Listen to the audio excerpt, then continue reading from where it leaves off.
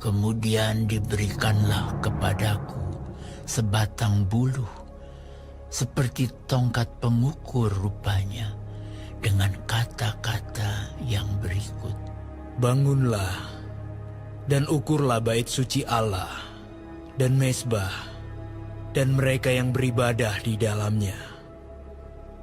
Tetapi kecualikan pelataran bait suci yang di sebelah luar. Janganlah engkau mengukurnya, karena ia telah diberikan kepada bangsa-bangsa lain, dan mereka akan menginjak-injak kota suci 42 bulan lamanya. Dan aku akan memberi tugas kepada 2 saksiku, supaya mereka bernubuat sambil berkabung 1260 hari lamanya. Mereka adalah kedua pohon zaitun dan kedua kaki dian yang berdiri di hadapan Tuhan semesta alam. Dan jikalau ada orang yang hendak menyakiti mereka, keluarlah api dari mulut mereka menghanguskan semua musuh mereka. Dan jikalau ada orang yang hendak menyakiti mereka, maka orang itu harus mati secara itu. Mereka mempunyai kuasa menutup langit, supaya jangan turun hujan selama mereka bernubuat. Dan mereka mempunyai kuasa atas segala air untuk mengubahnya menjadi darah, dan untuk memukul bumi dengan segala jenis malapetaka setiap kali mereka menghendakinya. Dan apabila mereka telah menyelesaikan kesaksian mereka, maka binatang yang muncul dari jurang maut akan memerangi mereka dan mengalahkan serta membunuh mereka. Dan mayat mereka akan terletak di atas jalan raya kota besar, yang secara rohani disebut Sodom dan Mesir, di mana juga Tuhan mereka disalibkan. Dan orang-orang dari segala bangsa dan suku dan bahasa dan kaum melihat mayat mereka 3,5 hari lamanya. Dan orang-orang itu tidak memperbolehkan mayat mereka dikuburkan.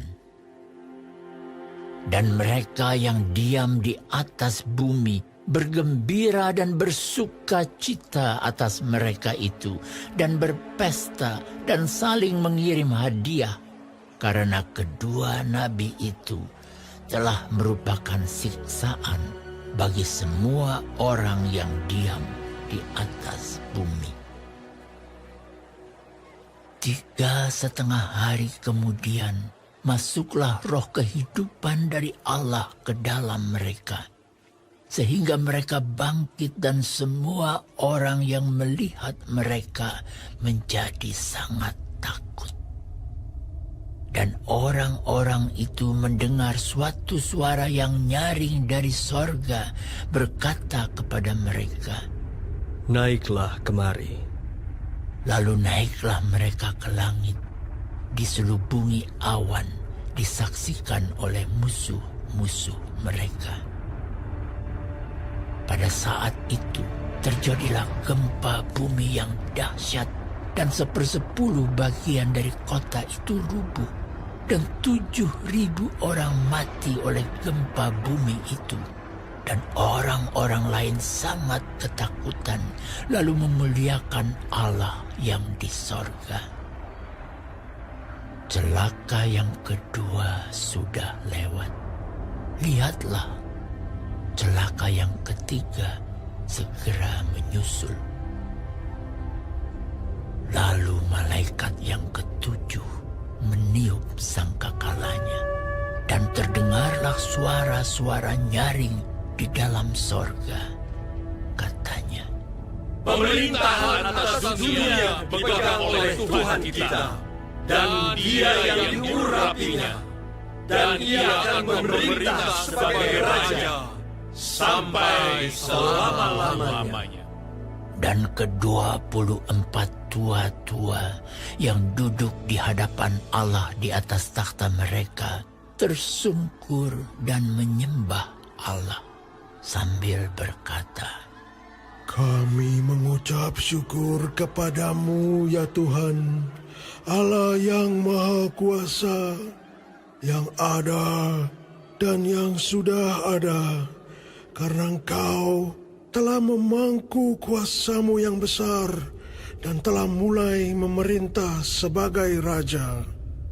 Dan semua bangsa telah marah, tetapi amarahmu telah datang, dan saat bagi orang-orang mati untuk dihakimi, dan untuk memberi upah kepada hamba-hambamu, nabi-nabi dan orang-orang kudus, dan kepada mereka yang takut akan namamu, kepada orang-orang kecil dan orang-orang besar, dan untuk membinasakan barang siapa yang membinasakan bumi. Maka terbukalah bait suci Allah yang di sorga, dan kelihatanlah tabut perjanjiannya di dalam bait suci itu, dan terjadilah kilat dan deru guruh dan gempa bumi dan hujan es lebat.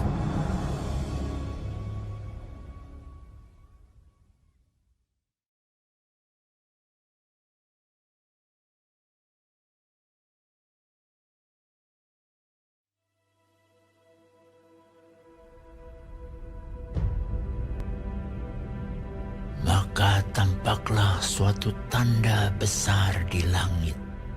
Seorang perempuan berselubungkan matahari dengan bulan di bawah kakinya dan sebuah mahkota dari 12 bintang di atas kepalanya.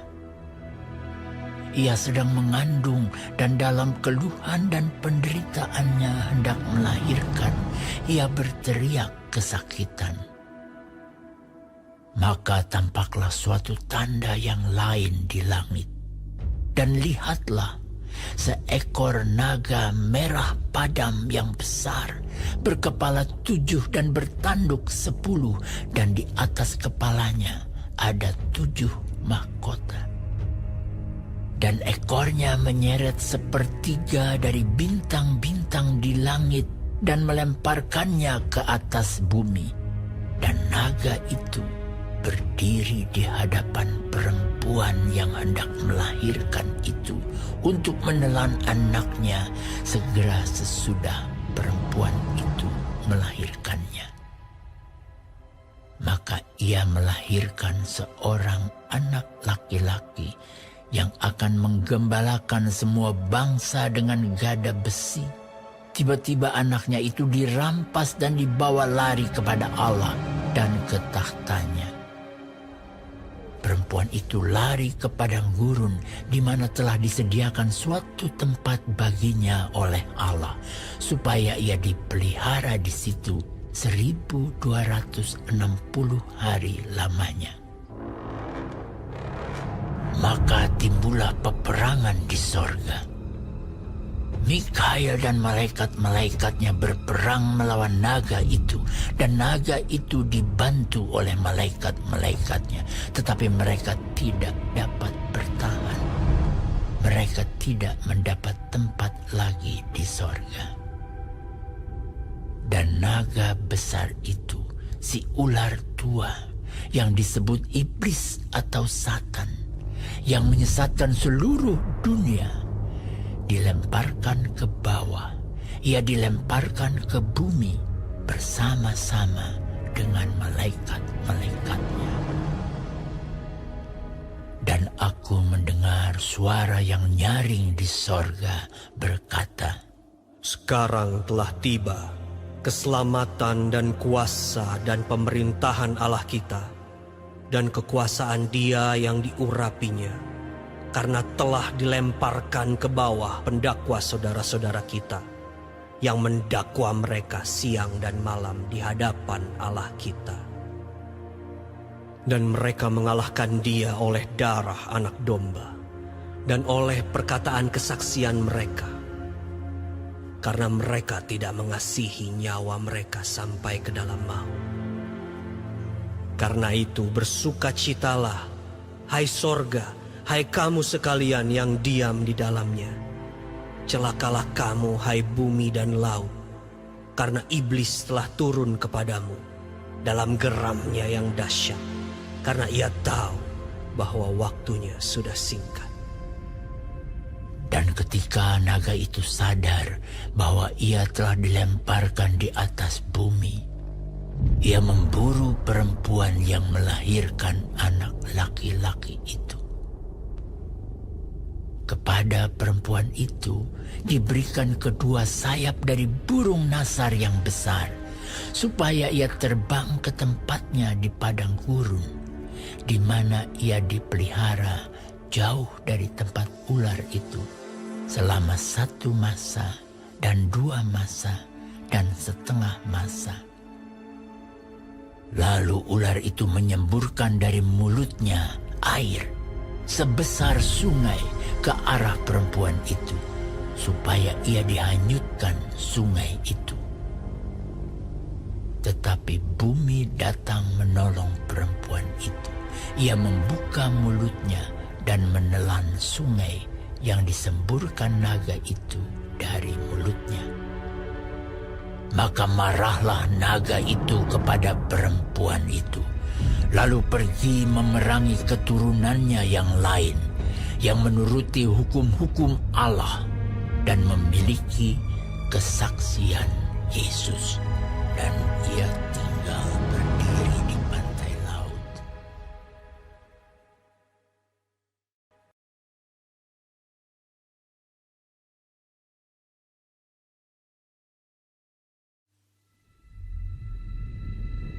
Lalu aku melihat seekor binatang keluar dari dalam laut, bertanduk 10 dan berkepala 7.